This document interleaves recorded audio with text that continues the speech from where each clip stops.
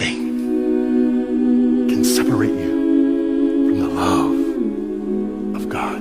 Which means if you feel separated, just go back to the last place you experienced him. Because he hasn't left, you did.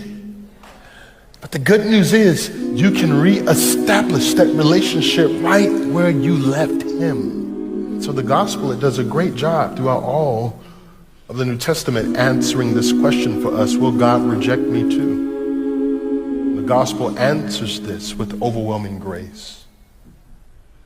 This overwhelming grace that Jesus provides to us reminds us that we do not belong to ourselves. We belong to him. Our life is not our own. We have been bought and purchased with a price.